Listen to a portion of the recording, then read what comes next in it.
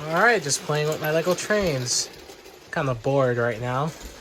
Don't really have much to do, but yeah. Wait, what's it saying on that screen? Oh, you gotta be kidding me. Alright, welcome back to another Moments in the Rail Industry video. This time it's gonna be for September 2024. Wait a minute, I'm missing something. No.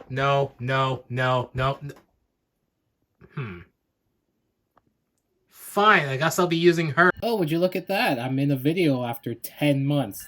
The last time I was here, it was December of 2023. And of course, it looked completely different from then. But yeah, that's pretty... Can you shut up and do the video for 10 minutes, Melee? Stop talking about yourself. Since when did he become so bossy? Anyways, I should probably begin this actual video instead of talking about myself.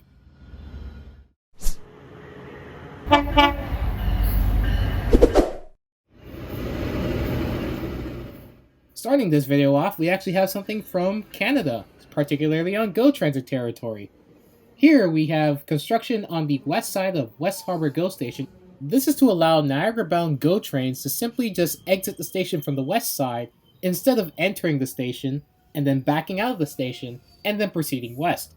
This will improve Niagara train times so much more than it is right now. As said before, if the train is going westbound, the train has to pull into the station, then pull out of the station, then switch tracks and proceed onto Niagara, and vice versa. Eastbound, it has to pull beyond the station, then reverse into the station, then pull out of the station and proceed. It's a very time-consuming and quite painful experience, but I'm glad that they're officially trying to get this resolved, and it looks like construction is moving forward. Pretty great. Oh boy, this next one looks funny. A CSX train versus a tank. A CSX train hit a tank which was being carried by a truck, which got stuck, if you get it. Who won this battle? I'm not sure. It might have been a tie. The tank, I'm not sure if it sustained major damage, as well as the train, I'm not sure if it sustained major damage, but I guarantee some minor damage has been impacted on both the tank and train, or at least the locomotives. But, quite the unusual encounter, I will say. Now the tank people and the train people are now, yeah. The Genesee in Wyoming got a new CEO, and holy cow, is that SS Sniper Wolf? Why does he... Okay. Congrats, I got a new CEO. However, she just looks like a very much older SS Sniper Wolf. I don't know. I can't materialize my words right now because it's so unusual. Everyone has been telling me, oh my gosh, she looks like SS Sniper Wolf. Oh, she looks like... And I'm like, wow. Because, I mean, am I wrong? Are they wrong? Anyways, jokes aside, she was recently Assistant Vice President of the Government Affairs for CPKC in the US, which, interesting. Pretty interesting. We're about to see some revolutionary stuff, I guess. Wow. Some more progress on VHA's F-Unit. As of the making of this video, they actually finished painting it, I believe. Well, we're really getting close to the 50th anniversary. Pretty cool. I mean, the reason I am even still talking about this, I just want to talk about their progress, because I have not seen anyone really talk about their progress at all. That's just me, but I just keep it in there, because why not? And I guess it's a Canadian thing. Okay, sorry. Caltrain. Oh, Caltrain. I'm pretty sure everyone knows the news, but I'm still going to say it. They officially retired their F40PHs and gallery cars. However, as for the F40PHs, some might still run on the Gilroy service. I know one has a couple days ago.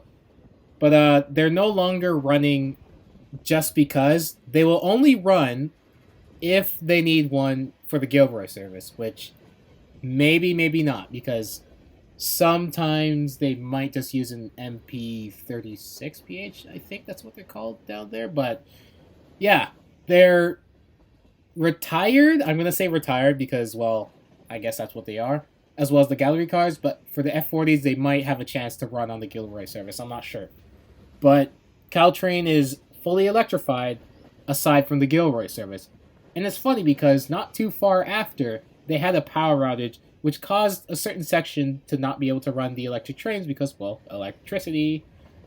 Funny, because that reminds me of CPKC when they first merged the day after they had a little funny, little happy accident. Here's another Canadian one. VA87, the Toronto to Sarnia train, officially ran their first via Siemens set, which they were not even supposed to. The schedule said they were supposed to run the Bud cars, which things could happen, I guess. But it's pretty cool that we officially now have proof that they could run west of Toronto.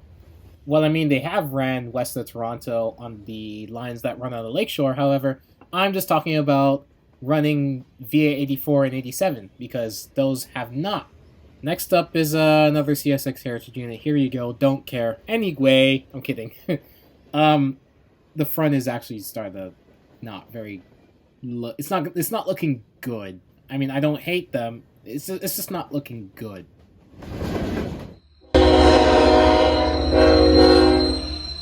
Oh boy, we're still talking about the Surfline. So, things haven't exactly gotten any better.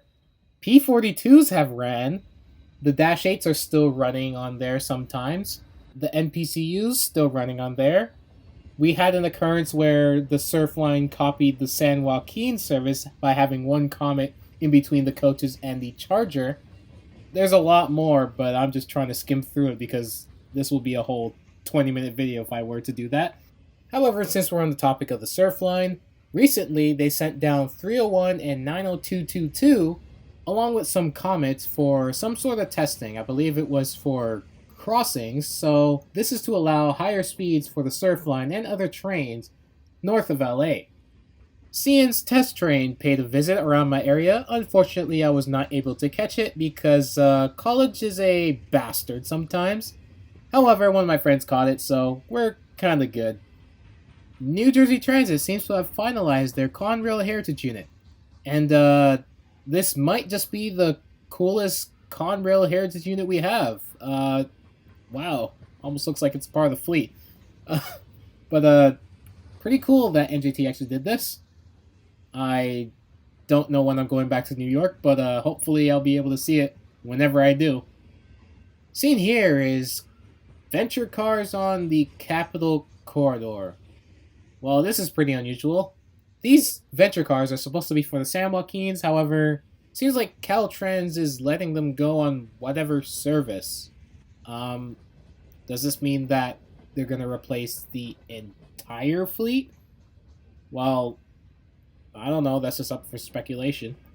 But it would be interesting because more will probably go down to the Surfline because have you seen the state of the Surfline right now? It's not looking good. The first long-distance trains for the Tren Maya built by Alstom has been delivered. For the love of God, I hate Alstom. You should have saw that coming. Anyway, that's pretty cool that they're moving forward with this. I hate Alstom. For the love of God, we're still on the topic of the Surfline. A Pacific Surfliner train derailed because someone forgot to take off the damn derailleur at Goletta's layover yard. So the train proceeded slowly. Engineer did not know that the derailleur was active, and boom, it's off the tracks now. As of the making of the video, everything's fine, but God, they're really having a terrible time down there, aren't they?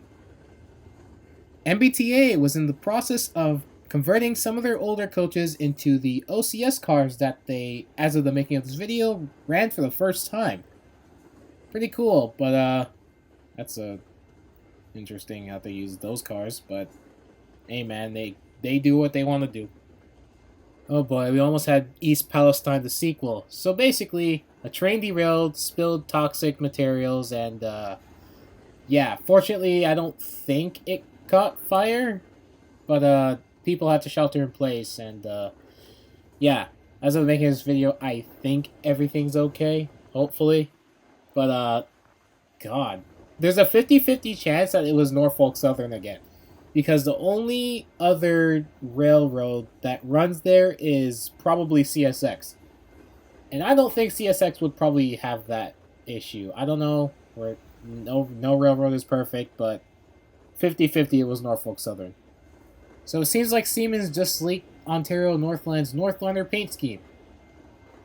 Why are we copying the Netherlands? Hell, why are we copying a Lego set? That's so funny. Anyway, yeah. Leaks, guys. Faramex's brand new, what were they? The ACUs, I think. They messed up the paint scheme. If you haven't spotted it, the center part of where the lines meet, sort of making that X, it's off to the side a little bit. And I'm sorry now that I pointed that out. It pisses me off too. So it turns out they finished in the same month. Looks cool, I guess. CSX 1900 hit a tree. Oh my goodness. Didn't that one just get out or something? It seems like the heritage units are hitting things ever since they got out. Pretty interesting. But it even derailed too. Amtrak announced the brand new Floridian, and as of the making of this video, service is actually starting, or is supposed to. I don't know, I don't really keep track with Amtrak that much. So, yeah, this new service goes from Chicago to Miami. Hurricane Helene has left a very devastating path, especially for CSX's right-of-way. Oh boy. There's actually parts of the track that have been washed out, a bridge is gone, and several other things, so CSX has a lot of cleaning up to do for the right-of-way. A very devastating thing is upon EXO. 3 of the commuter train lines they have might shut down in a cost savings plan. They're considering replacing the Mascouche, Condac, and Montse. Oh my god, my French. I'm going to try that again. They are considering closing the Mascouche, Condiac, and Mont-Saint-Hilaire lines that they have, with bus service. And you know how that goes. That's never great, that a commuter line has to be replaced by bus service. Everyone wants to save money, even companies and agencies. However, this agency closing down this line will 100% cause a stir in Montreal, and Quebec, and probably Canada. I don't know. But closing down train lines is never, ever a good thing. And replacing them with something that probably can't even compete. So hopefully they don't actually shut down those 3 lines, because that is more than 50% of all the train lines they have.